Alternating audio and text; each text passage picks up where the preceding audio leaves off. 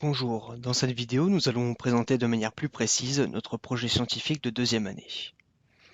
Notre objectif est de développer une application Java permettant de stocker des empreintes d'utilisateurs dans une base de données MySQL et de les comparer par la suite. L'application Java propose à l'utilisateur de scanner l'empreinte de son index droit. Cette dernière est ensuite comparée aux empreintes des autres utilisateurs. Si on ne trouve pas de correspondance, alors on propose à l'utilisateur d'enregistrer son profil en renseignant son nom, son prénom, son âge, ou bien dans le cas contraire, on affiche son profil.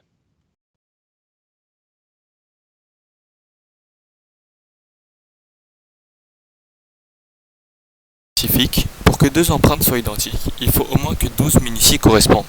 Qu'est-ce qu'une minutie? Une minutie est un point d'irrégularité dans l'empreinte digitale. On distingue 4 sortes de minuties: terminaison, bifurcation, îlot assimilé à deux terminaisons et lac. Ici nous avons bifurcation simple et multiple. Nous avons ensuite l'îlot isolé, branchement opposé, branchement deltoïde, terminaison, intersection, lac, îlot à trait, crochet et pont. Le lecteur d'empreinte va scanner l'empreinte de l'utilisateur et va enregistrer son empreinte sous forme d'image. L'application transforme l'image à manipuler sous forme de tableau de pixels. Comment est-elle comparée? Pour pouvoir extraire les minuties de l'empreinte, il faut d'abord manipuler l'image pour rendre l'extraction plus efficace. La première étape consiste à binariser l'image, c'est-à-dire de faire en sorte à ce que l'image n'ait que deux couleurs distinctes. Une pour les traits d'empreinte, nous allons utiliser le noir, et la deuxième pour le fond, nous allons utiliser le blanc. Nous pouvons voir ici l'image d'origine, avec un fond gris et les traits plus ou moins noirs, et l'image binarisée, le fond bien blanc et les traits bien noirs. Une fois binarisé, nous faisons une squelettisation d'image, ce qui permet de rendre les traits de l'empreinte beaucoup plus fines. Ici, nous pouvons voir les traits extrêmement fines. Ce n'est qu'une fois ces deux étapes passées qu'on peut enfin extraire les minuties.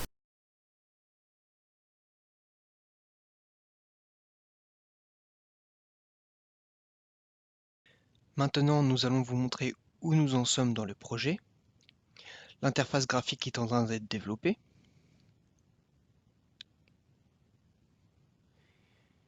Voici l'interface graphique avec un onglet pour scanner les empreintes et puis un second onglet pour réaliser des recherches d'utilisateurs dans la base de données. Les fonctions pour comparer deux empreintes digitales sont fonctionnelles. On peut voir ici la fonction permettant de binariser l'image